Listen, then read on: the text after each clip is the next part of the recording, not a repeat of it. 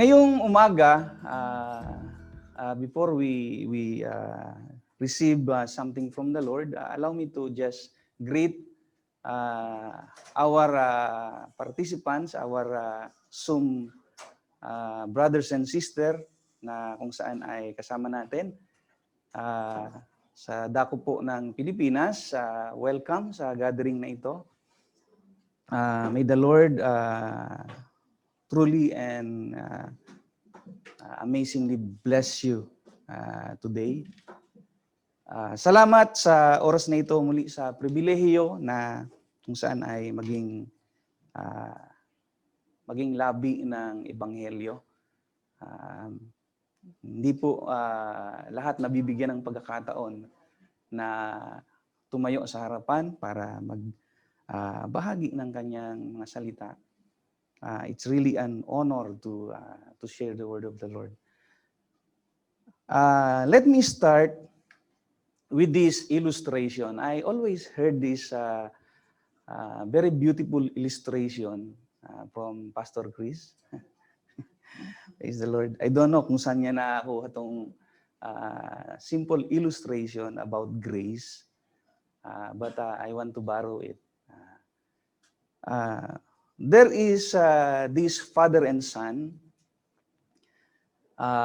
who is so very wealthy and rich and very influential in their hometown.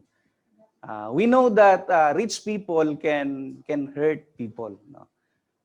They are capable of hurting someone, lalo na kapag ikaw ay influential, ikaw ay mayaman, pwede mong pakilusin ang iyong salapi at makapanakit ng tao. Then there is this father and son na that they were so very close to each other. There is no day passing by na hindi sila magkasama. They were always together and love each other. And one day, one tragedy happened.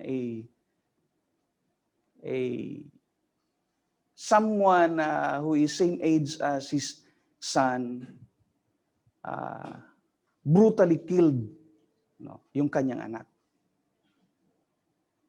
What do you think ang magiging response ng isang ama na pumatay sa kanyang anak?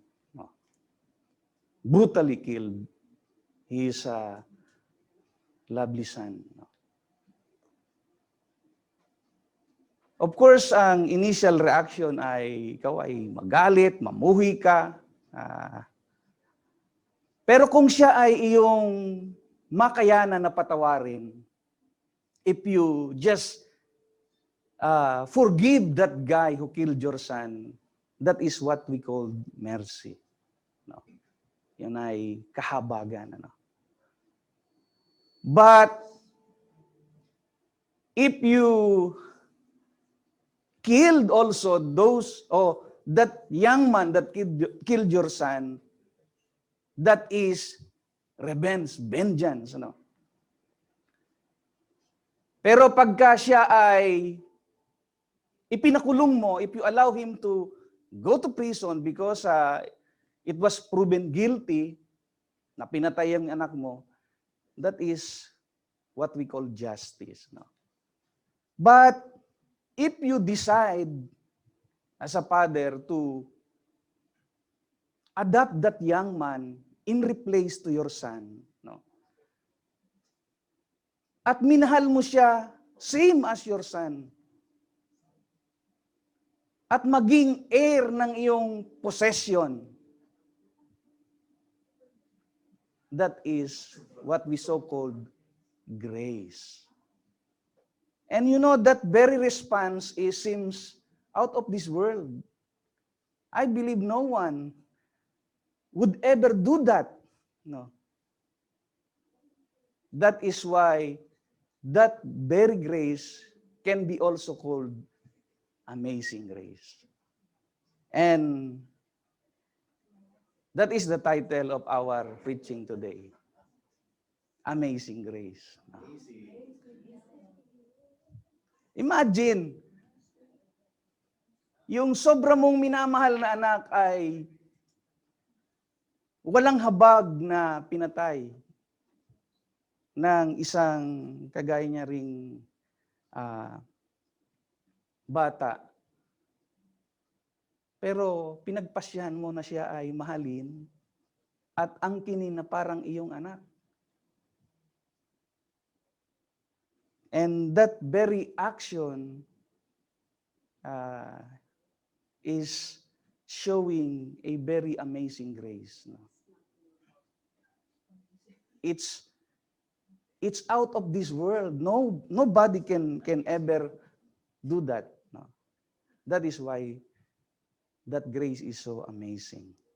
Amen. Palakpan nga po natin ang Panginoon. And we all know that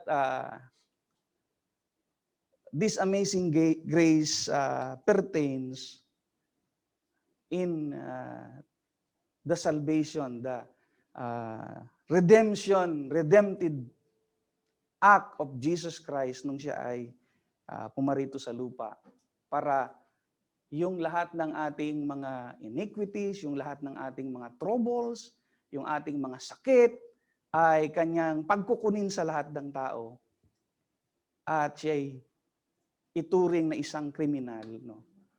Para lang yung mga taong mananalig sa kanya ay makatanggap ng kalikasan na kung saan mayroon si Jesus. Siya ay naging substitute, no? Kinuha niya yung lahat ng weaknesses ng tao at yung kanyang strength na mayroon ay ipinagbibigay niya doon sa lahat ng mga taong humahanap sa Diyos. Amen. Praise God. Let us proceed. This is the very verse that gives us the idea about amazing grace. It says in Ephesians chapter 2, verse 8 and 9. If you just allow me to make a request to every one of you, can we rise up all together? Can we stand on our feet? And all together we read these scriptures telling us that amazing grace is real with our God. Ephesians chapter 2, verse 8 and 9, it says here, God saved you by His grace when you believe. And you can take credit for it. It is a gift from God. Salvation is not a reward for the good things we have done. So none of us can boast about it. It is a gift of God, and it is not a product of our good deeds. Let us bow our head and pray. We just thank you and honor you, Lord. For you are wonderful, Lord, in every way. Thank you for loving us unconditionally. Salamat, Diyos, sa iyong wagas na pagmamahal sa mga tao na iyo po, Panginoong, nilikha. Ikaw ay aming itinatanghal na magkakasama ngayong umaga. Kalakip ang aming mga puso na nagsasabing kami po ay walang magagawa kung wala ang iyong grasya at ang iyong biyaya. Banal na Espiritu, kumilos ka sa umagang ito. Huwag mong hayaan na makita nila ang iyong lingkod, O Diyos. Ako sinihiling ko po na makita nila ang kagandahan mo. Allow us, Lord, to see the very beauty, Lord God, on what you have done, Lord, for us. Sacrificing, Lord. Your very position, Lord. Though you are God, hindi mo, Panginoon, inangkin ang pagkapantay sa Diyos, kundi hinubad mo ito at ibinihis mo ang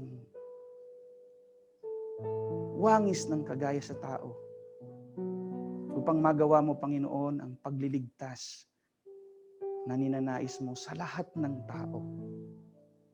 Hindi lang sa mayayamang tao, hindi lang sa mga mabubuting tao, kundi sa mga masasamang tao.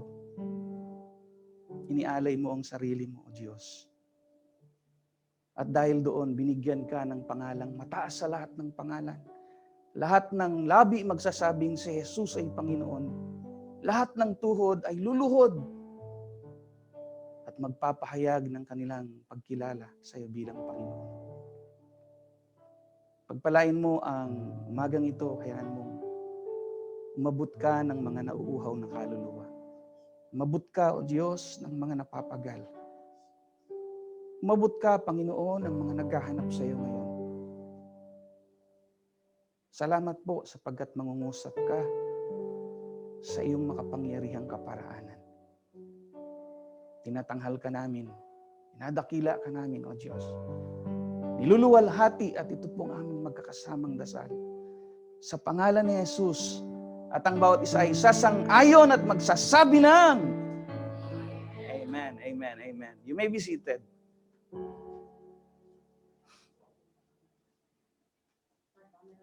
Amazing grace.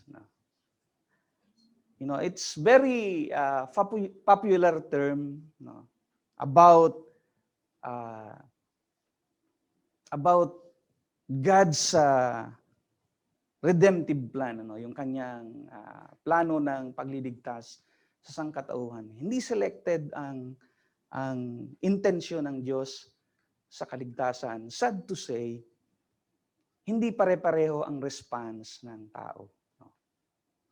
Hindi magkakatulad ang pagtugon ng tao sa alok na ito. Ang pagliligtas ng Diyos ay regalo. Kaya hindi siya pinagpapaguran. Meaning to say, hindi siya nagre-require ng anumang effort from you. Ang effort lang na pwede nating gawin, hindi nga natin siya pwedeng sabing effort because it is very easy to do. Siya ay available sa lahat kasi ang requirements lang is just to believe. Ano? Kaya ang sabi ron, by faith and by grace, you have been saved. Now my question is this. Sino ba ang unang nag-step para mangyari ang pagliligtas na ito ng Diyos? By the way, is it really important for someone to be saved? Importante ba? Importante ba na maligtas ang isang tao?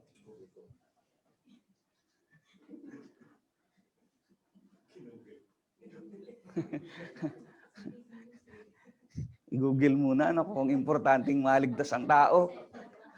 You know, man is in danger. Basically, whether you like it or not, whether you believe it or not, human being is in danger.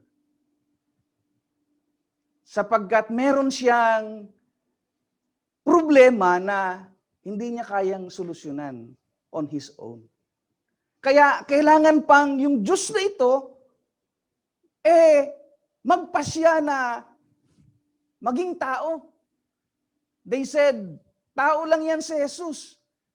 Alam niyo, kung tao lang si Jesus, dapat wala siyang pinanggalingan. Pero meron siyang pinanggalingan. No? Naging tao. Pag sinabing naging tao, he came from different position, different place. And it was so very clearly mentioned in the Bible that he came from above, from heaven. Naging tao para mamatay. Kasi hindi mo pwedeng patayin ng Diyos. God will never die. Kaya kailangan niyang ibihis yung kalalagayan ng isang tao para mamatay. Kasi yun ang tanging paraan para tayo ay mabuhay. Kasi we are destined, human beings are destined to die. Sabi, tinakda sa tao ang minsang mamatay at ang pagkatapos nito ay judgment. Now that is the problem. Merong naghihintay sa atin na paghatol. And dahil alam ng Diyos na hindi naman talaga ito originally kasalanan ng lahat ng individual na tao, kasi na-inherit lang itong curse na ito doon sa ating unang magulang. Kaya sobrang injustice naman ito sa lahat ng tao na parusahan, mapahamak ang kaluluwa dahil na-inherit niya. Alam ng Diyos yun, kaya He made a solution. He gave His only begotten Son, that whosoever believe in Him should not perish, but have everlasting life. Simple lang yung requirements. Just believe. Pero iniisip ng iba na yung simple believing na yon ay parang hindi enough for us to inherit the kingdom of God, the kingdom of heaven. Yung simpleng requirements ng believing ay may kasama na totoong pananalig ng puso. No? If you believe in your heart that Jesus Christ is Lord, that is what the Bible says. Sabi niya, you and your household will be saved. If you believe in your heart and confess it with your lips that Christ is Lord.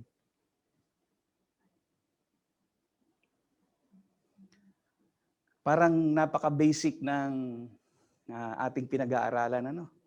Pastor, narinig ko na yan. But please bear with me.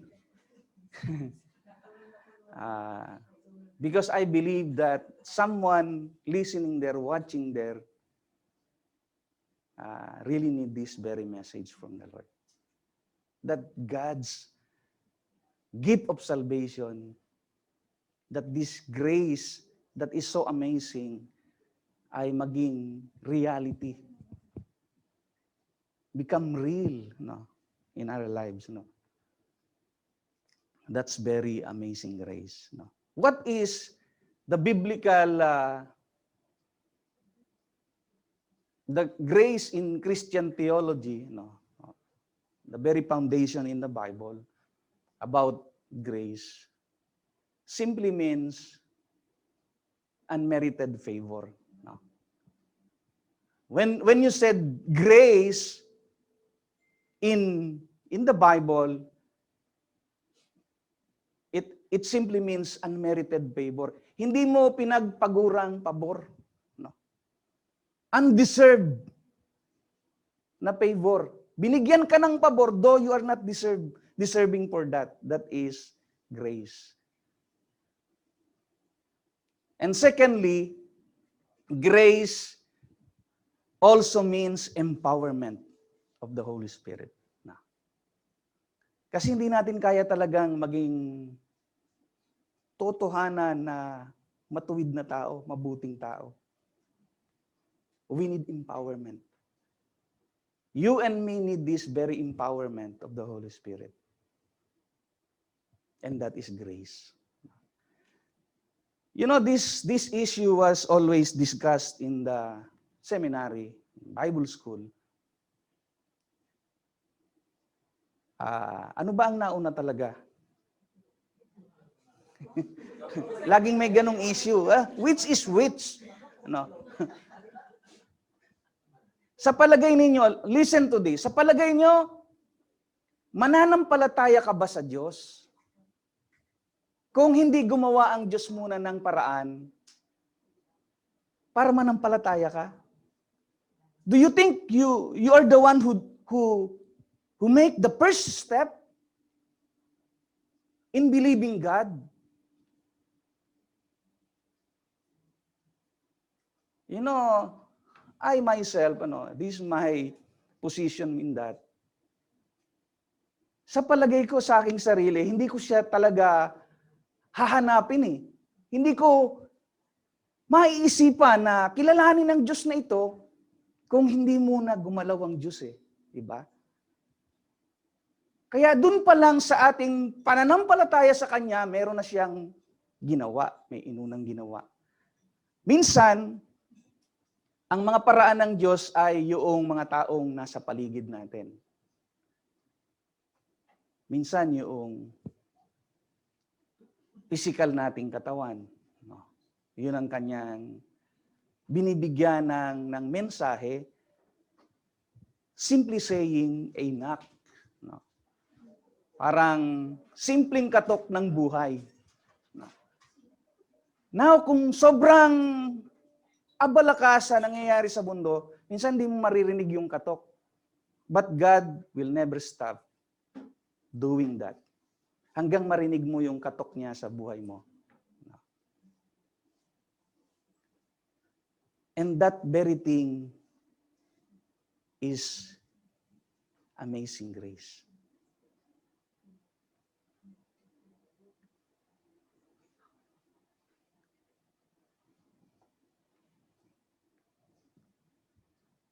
Bakit ba tayo nagpapatuloy sa pagpapatuloy sa Diyos, sa ating pagsunod sa Diyos? Why we need to consistently do this? No.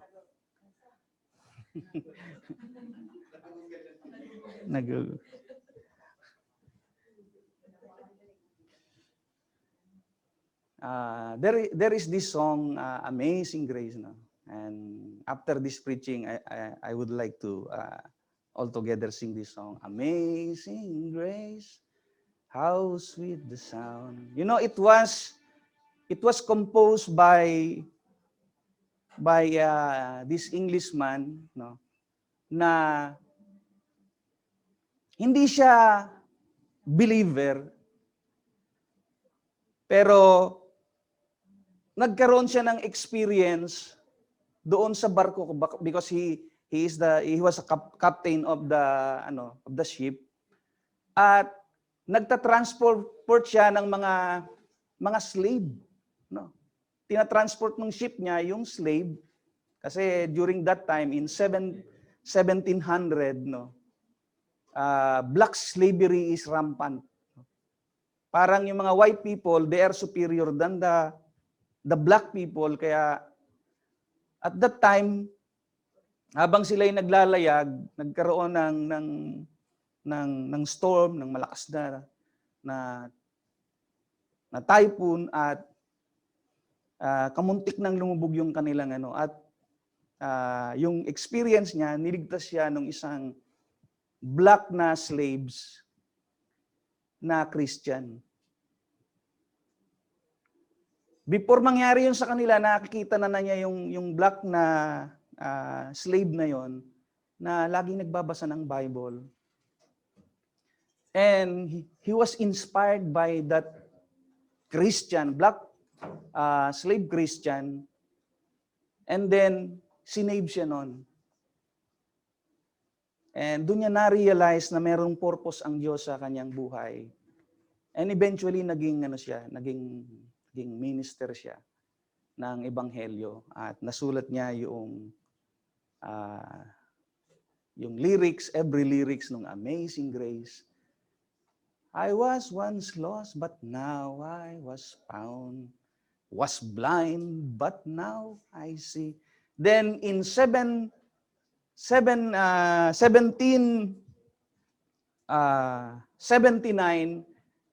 na-publish yung hymn na yon at naging popular sa English world. No? That very song, Amazing Grace, which is specifically directed to the saving grace of the Lord. No? Now, I would like to give you this very specific scenario in the Bible that tackling this amazing grace. Let us once again open our Bible if we have, or open your mobile, and together we check these scriptures in the book of Matthew, chapter 20, verse 1 to 16. It's very long, but it's very nice to see because it's a clear scenario, a parable, which is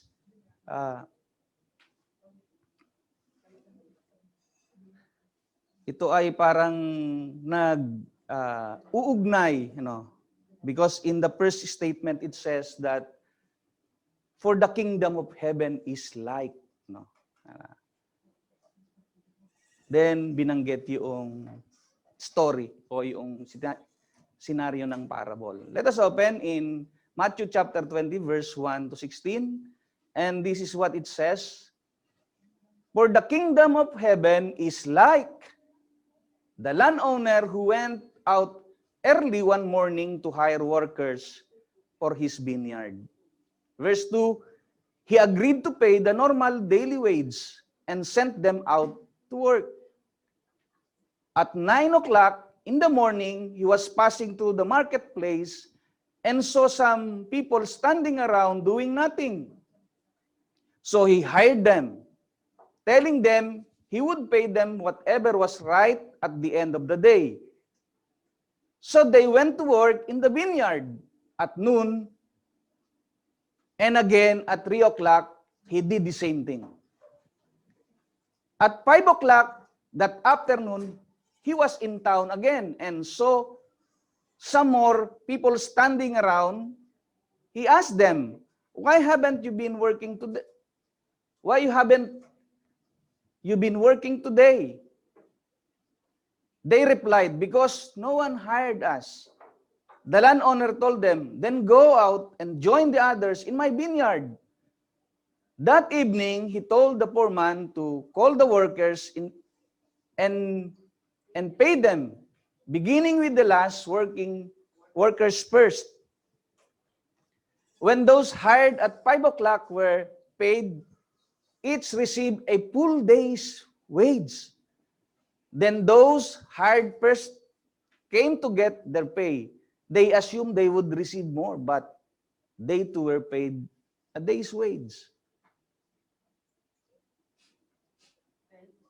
He answered one of them, "Friend,"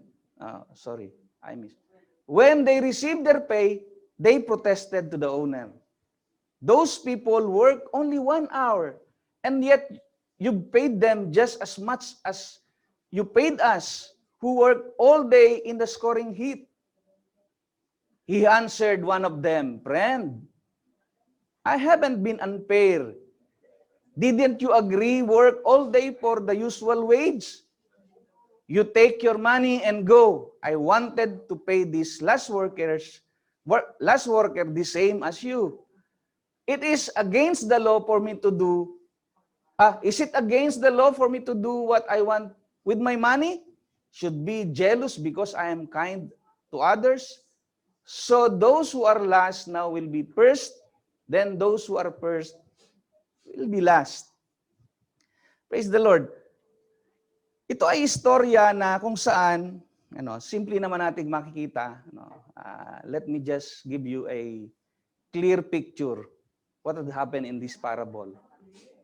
This parable was connected or illustrated like a kingdom of heaven. So, meaning to say, this parable is clearly telling us that it is about salvation. It is about kingdom of heaven. Now, let's see. The first batch were hired at 6 a.m. It's not mentioned there 6 a.m., but if you analyze, there are there are this translation, other version of the Bible mention that early in the morning, always about 6 o'clock. And it was hard. You know, the full day wage consists of 12 hours. That is the full wage full day of work. 12 hours siya.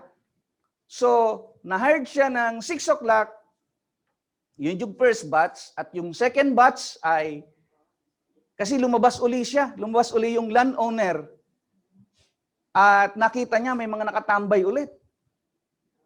So, 9 o'clock yun yung second batch, hinire niya ulit. Pero ang agreement, ang bayad ay the same. Kasi ang daily wage nun ay 1 denaryo, a denaryo. Yun ang parang current na kabayaran sa isang buong araw na pagtatrabaho, 1 denaryo. A denarios. Then, ang third batch, lumabas uli siya ng 12 o'clock, 12 noon, at saka 3 p.m. Yun yung fourth batch. Then, dito sila nagreklamo. Dito sa fifth batch, na hinire sila kasi nakatambay ulit. Sabi niya, wala bang nag-hire sa inyo para magtrabaho? Eh, wala nga po eh. Parang wala pong nag-hire sa amin. O sige, mag-join kayo ron sa mga workers na nagtatrabaho dun sa aking vineyard. And nagtrabaho lang sila ng 1 oras kasi nag-end na yung full day work at 6 p.m. So 1 oras lang nagtrabaho yung mga nasa fifth batch.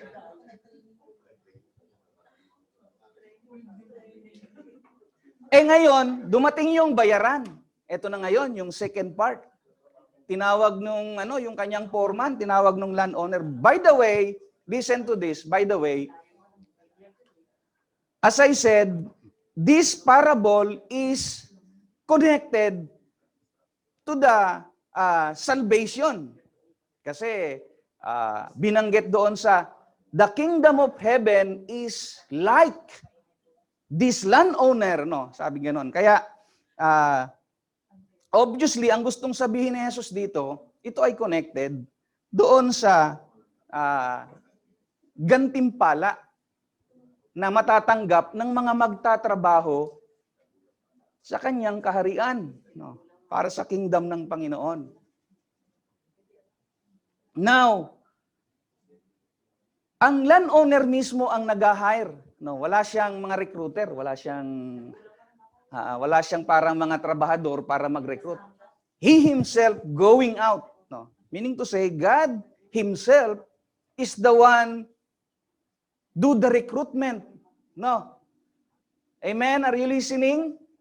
Kaya, ang Panginoon ang gumagawa ng step para ang isang tao ay lumapit sa Kanya. No. Sabi ni Pablo, doon sa aklat na kanyang mga sinulat, sabi niya, ako ang nagtatanim, si Apollos ang nagdidilig, ngunit ang Diyos ang nagpapalago. No? So meron talagang participation ang Diyos sa kung magiging tayo at kung paano tayo tatalima sa Kanya. Yan. Para may sariling yata dito, may sariling Bible study yata itong mga kasama ko. Makinig kayo.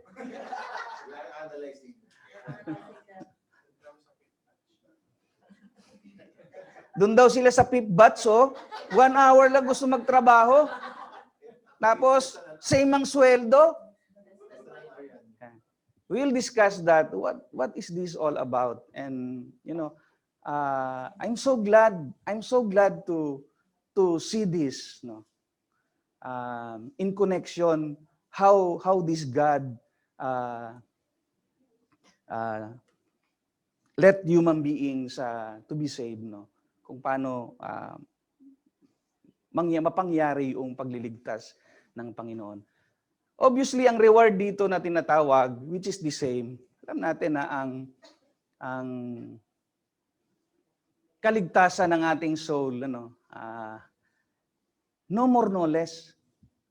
Hindi mo kailangang sobrahan kasi enough na yon. That is the full amount na kailangan mo for that day. Pero, pag tiningnan mo ito, dun sa story, there is injustice in here. Para bang merong kawalang hustisya. Kasi ang nangyari,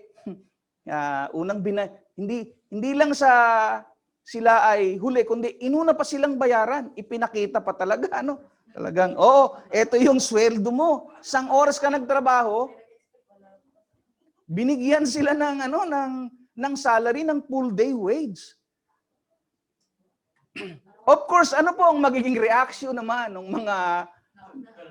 mga nagtrabaho ng 12 oras? Magtatantrums ka talaga, Pambihira. Spell daw tantrums. Wag na lang, aburido na lang. Madali. Naaburido sila. Pambihira. Nagtrabaho kami ng 12 oras. Pero anong sagot ng landowner? Sabi niya, hindi ba nagkasundo tayo? Haven't we agree to pay you the rightful payment? Yung marapat na kabayaran sa iyong pinagtrabaho. And yung agreement na yon ang nagbigay ng matuwid na pagpapasya doon sa landowner na bigyan ka ng kaparehas na sweldo. Now, anong connection ito sa gusto nating maunawaan about in connection dun sa amazing grace? We know that the landowner is gracious doon sa nagtrabaho ng ilang panahon. Parang he was so very gracious, and that grace is so amazing kasi parang hindi marapat yung kanyang natanggap dun sa kanyang pinagtrabaho. Obviously, kasi isang oras lang siya nagtrabaho pero pinasweldo siya nung pangbuong araw. So that is amazing. That is grace, para doon sa taong sobrang napaburan, sobrang nabiyayaan. At parang doon naman sa mga nagtrabaho nung una, parang injustice sa kanila na bakit ganun lang? Kasi nag-expect sila, binayaran siya ng pang full day na wages. Although 1 oras lang siya nagtrabaho. So they are expecting now na maka-receive ng mas higit. Pero sad to say, na-frustrate sila kasi binigyan sila ng same ba? Same. Parehas lang yung kanilang natanggap. Now, anong message nito? What is the message behind this? As I said, yung wage doon, yung wages na, yung sweldo na binabanggit doon, it's about, many scholars believes that because they are talking about the kingdom of heaven, they believe that is the salvation of our soul. Na hindi mo kailangang dagdagan pa o bawasan because that is more than enough for you to celebrate. Ang kaligtasan mo ay sobrang sapat para i-enjoy mo yung natanggap na yon. Meron pa bang kulang doon? Meron pa bang kailangang idagdag sa kaligtasan mo? Alam niyo po ba na ang isang soul ay sobrang precious? Kaya nga sabi doon, kapag meron daw naligtas na isang kaluluwa, millions of angels celebrate in heaven. Nagse-celebrate sila dahil doon sa isang kaluluwa na magpasyang magpakup sa Diyos at makatanggap ng pagliligtas. Pag tinanong ko kayo, bibigyan kayo ng gabundok na kayamanan dito sa lupa, pero mapapahamak ang kaluluwa mo, papayag ka? Gagawin kong 2 bundok na kayamanan.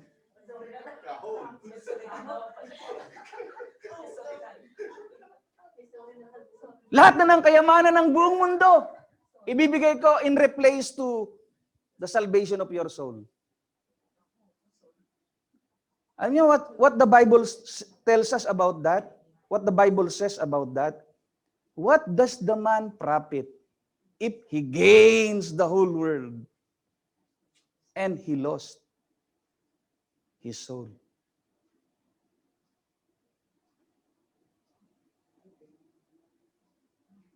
Kaya yung kaligtasan ng tao na matanggap niya is more than enough for you to celebrate. To enjoy the goodness of God, the grace of God. Now, meron po talagang mga tao na talagang at the end of their journey here on earth, yung mga, alam nyo, it's so amazing. I really believe in this. Yung mga tao na naghihingalo na sa ospital, nabigyan ng pagkakataon na patanggapin mo sa Panginoon. Alam nyo, pag ginawa talaga ng taong yon by their heart, ang pagtanggap sa Diyos, ang pangako ng Biblia, ang pangako ng kanyang salita, ang sabi doon, maliligtas siya. Kasi sabi doon, if you confess with your mouth and believe in your heart that Jesus is Lord and He rose Him from the dead, you will be saved. You and your household, sabi. Kasi magsishare ka eh. Pero yung mga dying na nakatanggap sa Panginoon, shoot sila. Hindi sa balde, shoot sila sa kaharian ng langit. I believe in that. I believe in that. I personally believe. Para bang, totoo ba, pastor? Wala nga silang wala silang ebidensya na talagang tinanggap nila ang Panginoon. Kaya nga ang requirements, if you really believe, truly believe in your heart. Kahit naman ngayon, pagka hindi mo talaga totoong tinatanggap si Jesus ng totohanan sa buhay mo, kailangan mag-isip-isip ka, gawin mong totoo na yan ngayon. Kasi that is the only requirements from God.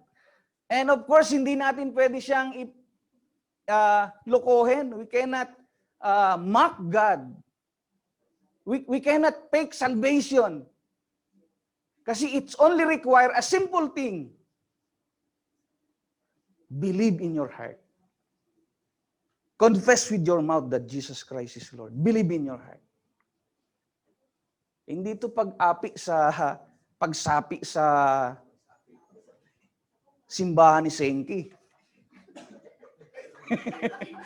Hindi ko kilala yan kung sino yun. Narinig ko lang kay Pastor Ray yun eh. Hindi yun ang requirements. Ang requirements na sinasabi ng Biblia, ipahayag ng iyong labi, si Jesus ay Panginoon, manalig ka sa iyong puso. And that's enough for God to save you.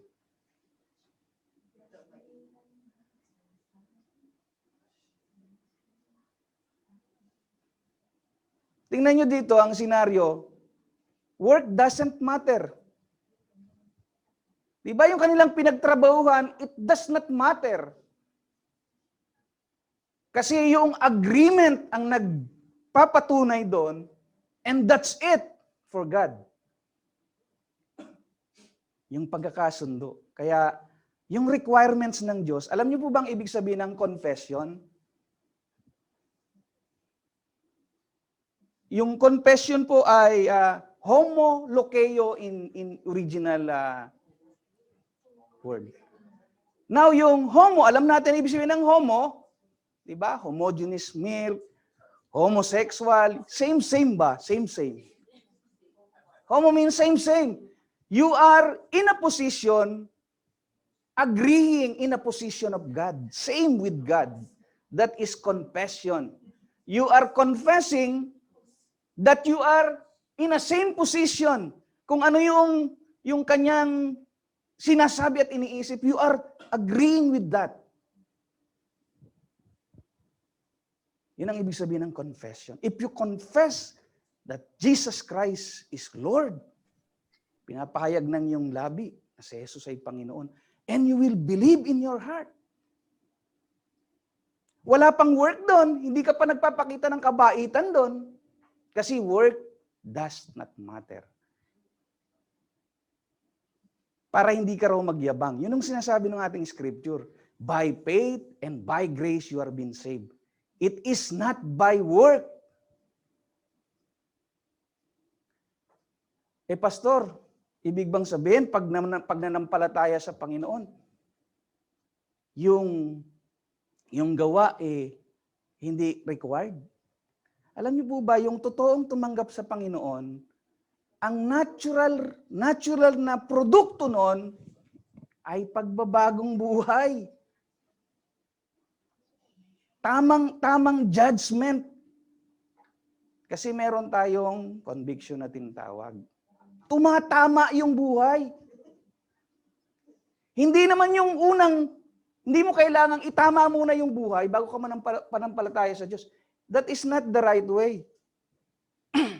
Kasi hindi mo yan magagawa. Hindi mo kayang ayusin muna yung buhay mo bago ka manampalataya sa Diyos. You will never be able to do that.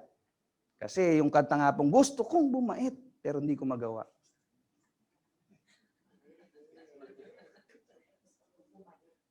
Alam ng Diyos yun na hindi natin kayang ayusin ang buhay natin.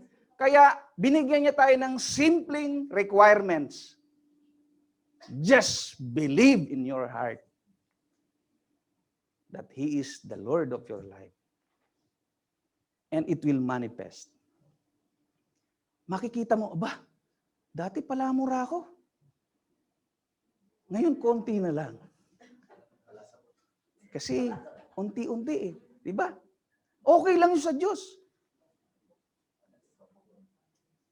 Kasi ang importante sa Diyos, yung totoong pagtanggap mo sa Kanya. And we cannot fake that. Hindi dahil na nagsisimba ka, kasama ka sa simbahan, totoong mananampalataya ka. Alam niyo, ang daming sumusunod kay Jesus during His time. Daan-daang libo ang mga sumusunod sa Kanya. Pero alam niyo kung bakit sumusunod? Kasi nagpapakain si Jesus. Hindi talaga nananalig kay Jesus. They just sympathize. Pero wala sa EM noon. Sa iba lang.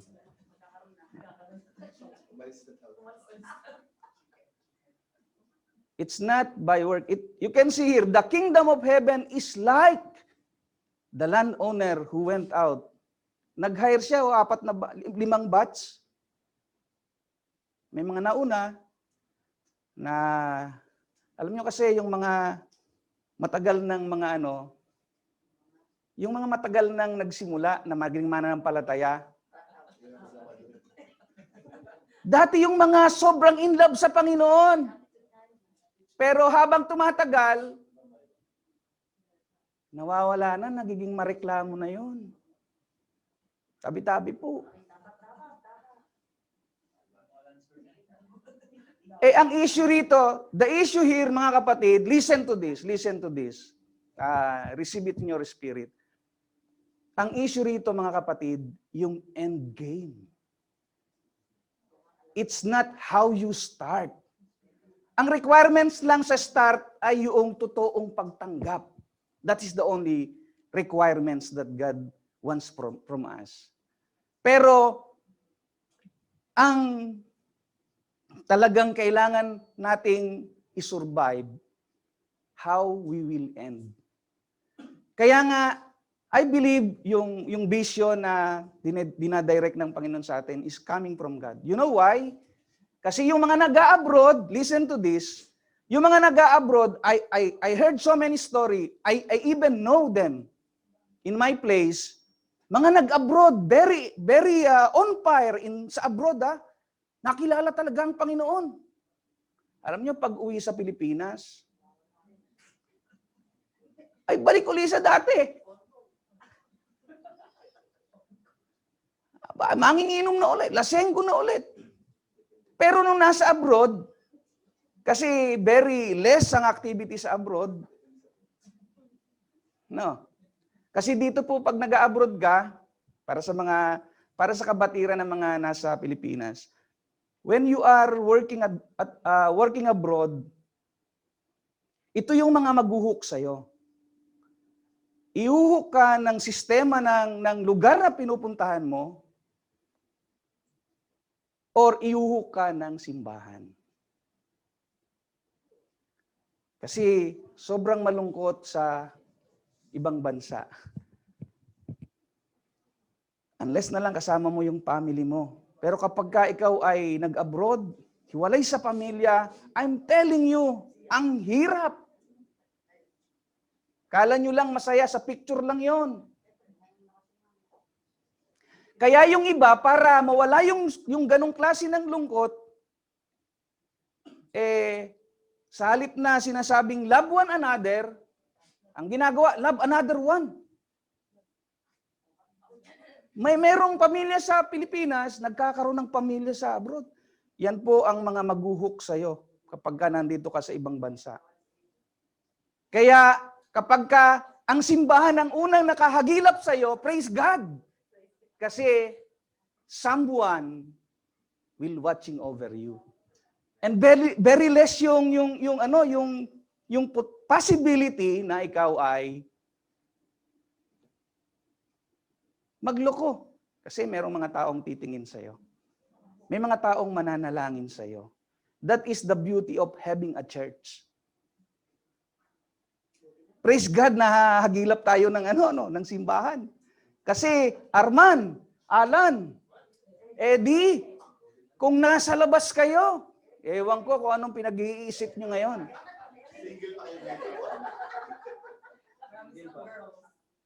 Buti na lang, simbahan. Buti na lang si Kuya JR. Napangasawa si Ate Thea. Ala.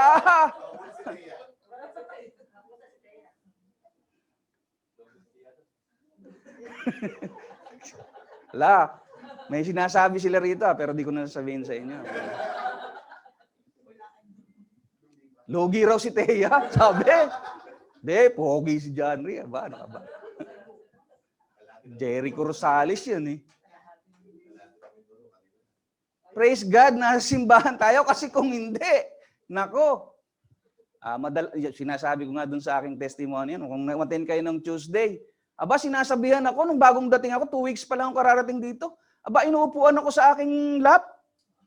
Lasing nga lang siya, lasing siya. Sabi, ikaw na lang ang hindi ko natitikman. Ibig sabihin yung mga kasama kong nakatira doon, tinikman niya na lahat. Sorry na lang kasi reserve ako doon sa Pero mga kapatid, what if wala ka sa loob ng church? That is the point. Walang taong tumitingin sa'yo, walang nananalangin sa'yo. Kasi alam nyo, yung prayer ay sobrang ino-honor ng Diyos. Kaya kapag may nananalangin sa iyo at binabanggit yung pangalan mo, alam nyo, God is bound to you, to watch over you, because someone is praying for that very person. Kala lang nila, parang wala lang. Hindi ganun ang ating Diyos. Ang Diyos ay may pakialam dun sa mga nagpapakup-kup sa Kanya. Kaya ang Diyos hindi titigil ng kakakatok sa buhay ng tao hanggang sa mapansin. Kailangan paminsan na magkaroon ng katakot-takot na issue ng buhay, problema. Kailangan pang masira yung pamilya para lang ma-realize na kailangan ng Diyos.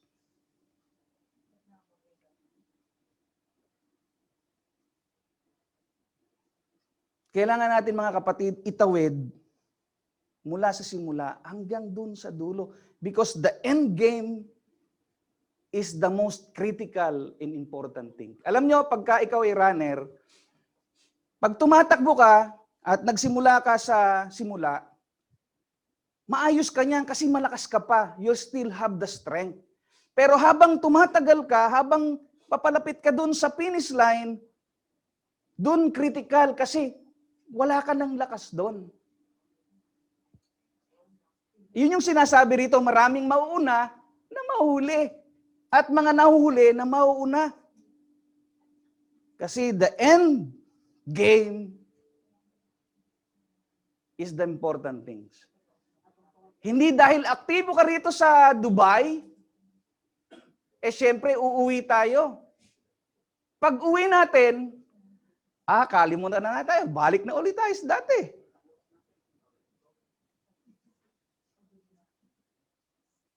Yun ba ang tama? That is not what the Bible tells us. Kaya, in the book of Revelation, paulit-ulit na binanggit doon, ang magtiis ay hindi biro. Ang magtiis hanggang wakas, maliligtas. Kasi yung katapusan ang magdi-define kung totoong ikaw ay sa Diyos o hindi. Amen po ba? Hindi po ako galit, nagpapaliwanag lang po. And it is worth fighting for. Our service, our worship to the Lord is worth fighting for. Mga kapatid, yun po ang dahilan kung bakit nagbigay ang Diyos ng sense of direction from the leadership, from our pastor. At yun po yung ini-impart namin sa inyo na hindi lang tayo sa Dubai. Pag umuwi tayo sa Pilipinas, meron tayong EM doon. Nasisimulan. No. Meron tayong Pastor John Ree sa Mindoro. Pastor Arman sa Mindoro. Pastor Jojo doon sa Cebu. Of course, yung mga pastor yon, Pastor Chris, of course, obviously, pastor siya sa Quezon. Pastor Eve and Pastor Alan doon sa Masbate o sa Bicol. Anong gagawin natin sa buhay natin? Balikan na lang ba tayo? Huwag ganon. Kasi ang sabi ng Panginoon, kailangan nating itawid hanggang 6 o'clock para meron tayong reward. Kasi may rewarding, di ba? Sabi dun sa foreman, sabi nung landowner dun sa foreman niya, bigay mo na yung sweldo, simulan mo doon sa mga nahuling nagtrabaho pero nakatapos. Kasi hindi yung dami ng tinrabaho mo, kundi paano mo tinapos. Kasi meron talagang mga huling batch talaga na sa huling pagkakataon ng kanilang buhay, tatanggapin nila ang Diyos Tatanggapin nila si Jesus. Huwag na tayo mainggit doon sa mga bagay na yon kasi parang hindi siya nakaranas ng maraming pagsubok, konting-konti lang. Huwag na natin kainggitan yon. Ang mahalaga, natapos din tayo. Kasi yun ang issue rito. How we will end our faith in God. Huwag na nating sabihin, parang 2000 ano lang siya nakakilala. Samantalang ako, 1700 pa. Mananampalataya na ako.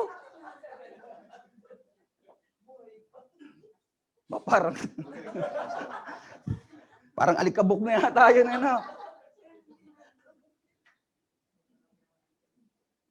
Ang mahalaga natapos natin yung ating journey, yung ating purpose dito sa lupa. Allow me to sidetrack these things. We are just compelled to tell you these things because you deserve to hear this from us, as your pastors. Uh, but this is only our views, no. We're not trying to attack anyone, but these are our views pertaining the vaccine. As I said, we are compelled to do this because you deserve to hear it from us, from your pastor, no. You can read, you can watch on the internet, and there are also other churches not letting their members compulsory. They're telling, wag na wag kayong magpapabaksin. Ganun ang kanilang posisyon in this. Now, kami po nagpabaksin kami. No? Yung mga pastor niyo po ay may vaccine. As I said, it's not an attack doon sa mga kapatid natin yan. Mga kapatid natin yan sa Panginoon. We don't have any rights to judge anyone. No? But we have our own views. And these our views. As I said, you deserve to hear this from us. Kasi eventually maririnig nyo rin naman yung mga issue na to. Now, the Bible is the supreme basis of our faith. Yes or no? Yes. Christ is the supreme authority over all. Yes or no? Christ is the author of salvation. Yes or no? You know, this is what I heard. Why they are not letting their members to be vaccinated. Kasi kapag ka raw na-vaksinan ka, you might lose your salvation. Indirectly, sinasabi nila yon. Kasi may mark daw yun ng 666. Of course, when you talk about the marking of 666, yun talagang sinasabi na kapag natatakang ka na, wala ka ng chance para ma-regain mo yung iyong kaligtasan. Yun talagang sinasabi. So, they associated the vaccine to that. But it's not clear in the Bible. 666, tataka ng 66, it's clear in the Bible. But to associate the vaccine, that is not mentioned clearly in the Bible. Now, this is my issue. Yung sinare ko sa inyo about amazing grace, that we receive it by faith. We sincerely accept the Lord as Jesus as Lord and Savior of our lives. Therefore, we deserve to receive the gift of salvation. Amen? Now, seemingly, if you analyze, seemingly that the vaccine is more authoritative than Christ, who is the author of our salvation, na para bang He is capable of erasing those things. Did you get my point? Nasusundan nyo ba? Does it make sense ba na para bang yung pagpapabaksin mo ay merong kapangyarihang burahin yung iyong kaligtasan na ginawa ni Jesus? That is not true. Alam niyo ba yung mga gumawa ng vaccine? They also made those vaccine for Hep B, for dun sa polio. Sila rin yung mga gumawa ng vaccine. Vaccine is already existed in our society long time before. Then sila rin yung gumagawa nito because we are praying for that. The church is praying for, Lord, I am praying for that. I know, I believe also you pray for that na magkaroon ng vaccine para magbigay ng boost sa ating natural na sistema para labanan yung virus na ito. Hindi po ako galit.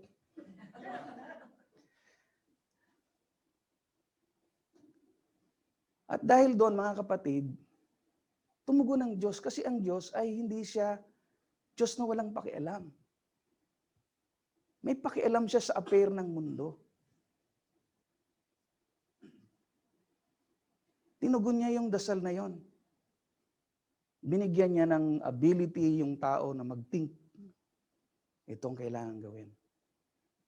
Kaya merong mga dead virus na, ibig sabihin ng dead virus, yun po yung non-proliferating, hindi siya na yung dumadami. Kung ilan yung in-inject sa'yo, yun na yun. So kasi yung anong yon, kinokopya niya yung itsura ng yung mga thorn ng COVID-19, yung mga spikes niya kinokopya nun. Kinokopya nung mga nasa vaccine. Hindi siya harmful, pero ang intention niya para i-alarm niya lang yung ating antibodies, i-alarm niya na, uy, merong pumasok, kailangan nating talunin to, kailangan mag-produce tayo ng antibodies para talunin yung spikes lang yung kamukha lang yun ng para pag dumating yung tunay na virus, ready na yung mga soldier mo, yung mga antibodies mo para talunin sila. That is immune system. Ngayon yung Pfizer naman tsaka Moderna, sila naman yung dumadami kaya hindi sila dead virus. Kaya marami silang side effect kasi pag in-inject sila sa'yo, dumadami yon. Kamukha rin yun, spikes din lang yon. Kamukha rin lang yun nung COVID-19 virus. Dumadami nga lang sila. Kaya ang nangyayari dun sa immune, antibodies mo, kailangan nilang magparami rin. Kaya ang tawag doon, more yung kanilang efficacy. Mas effective sila kasi dumadami rin yung yung antibodies mo. Kasi dumadami rin yung ini-inject sa yung vaccine. Kaya kailangan mas marami sila para matalo nila yon. Kaya pag marami yung kaya sabi nila mas malaking chances na talagang mas malakas yung immune system nung naka-take ng Pfizer at saka Moderna. Kasi nga mas marami yung napoproduce niyang antibodies. Kaya pagka may pumasok na mga totoong virus, yung COVID-19, they can easily kill all those virus. Kasi mas marami. Now, ang safe lang naman doon sa AstraZeneca, para nagpo-promote ako, at saka yung just to give you the idea. At saka yung Sinopharm, Sinovac, dead virus sila kasi hindi na sila nagpaparami. Kung ano yung dami nun, yun lang sila. Kaya madali lang silang Yun nga lang, kapag sobrang dami ng virus, pwedeng magkaroon ka ulit, ma-infect ka ulit. Kasi konti lang yung na-produce mong antibodies. Kaya naman huwag kayong pahara-hara naman dun sa punta kayo sa ospital, walang mask, hinigop mo lahat yung pinaghihigop mo yung hangin dun sa ospital na alam mong maraming may COVID-19. Ay huwag ka namang ako ay may antibodies ako. May vaccinated to. 5 times na yung vaccine ko, dose ko. Kaya pwede mong higupin lahat.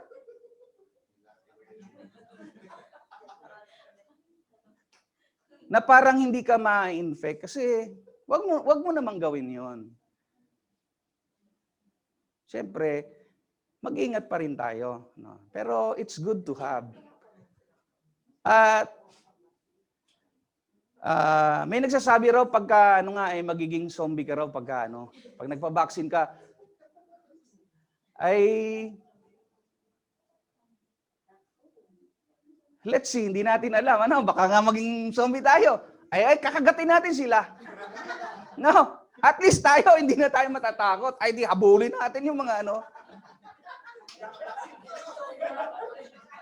yung mga naging zombie. Wala na tayo doon brain dead na tayo noon, patay na yung ating kaisipan noon. But still, the Bible is the supreme authority. What the Bible it says, pwede nating sandalan ng ating pananampalataya. Ang sabi niya, kapag ang isang tao tumanggap kay Jesus ng totoo, maliligtas siya. Amen to that? Amen po ba? Simpleng requirements, hindi mo kailangan magpa-tumbling-tumbling. pero kailangan totoo. Kasi yung totoo, yun yung may bunga.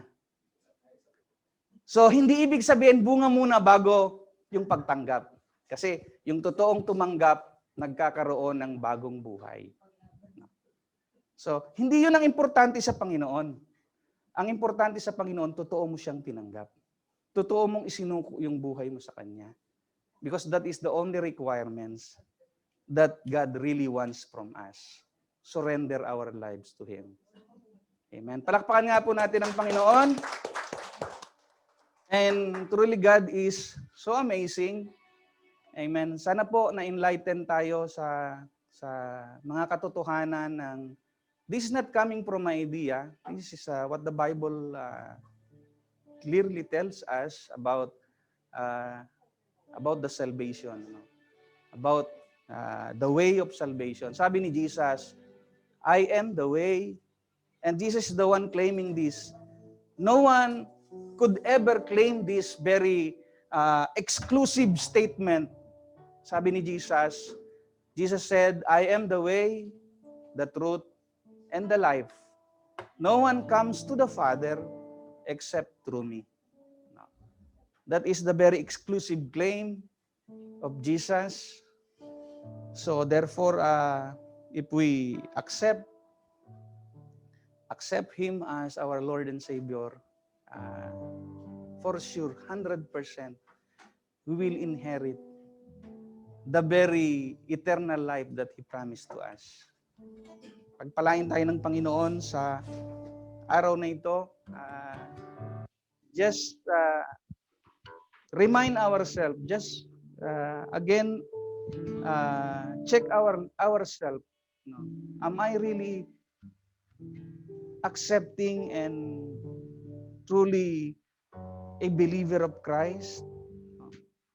Kung tayo ay mayroong kaunti pang agam-agam na talaga bang totoong tinanggap ko si Jesus na ito, na nag-aalok ng buhay na hindi natatapos.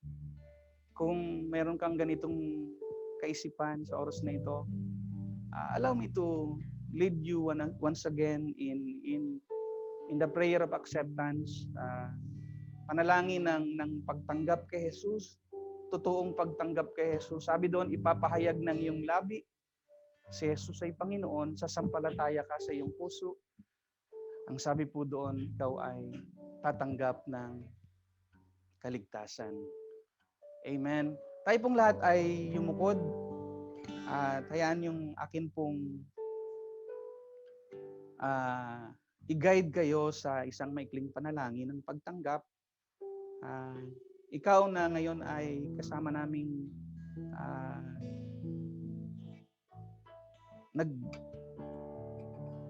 nagbibigay ng pagkilala sa Panginoon, ikaw na ngayon ay nakatunghay sa Zoom, sundan mo ang maikling panalangin na ito ng pagtanggap. At ang kinin mong ito ay yung personal na panalangin sa Diyos. Panginoong Jesus, narinig ko po ang iyong salita at ako po ay nagpapasya na si Jesus ay kilalanin ko bilang Panginoon, tagapagligtas, manggagamot, tagapagpalaya ng aking buhay. Nananampalataya ako, pinapahayag ng aking labi at sinasampalatayanan ko sa aking puso na ang kanyang ginawa sa krus ng Kalbaryo, ang kanyang kamatayan at pagkabuhay ay iyo pong papapangyarihin sa buhay kong ito na isinusuko sa iyo. Salamat po mula ngayon. Akayin mo ko sa daan ng katuwiran. Bigyan mo po ako ng panglasa sa mga banal na gawain, sa mga bagay ng kalangitan. Salamat po sa umagang ito. Sinusuko ko sa iyo ng totoo ang aking buong buhay sa ngalan ni Jesus.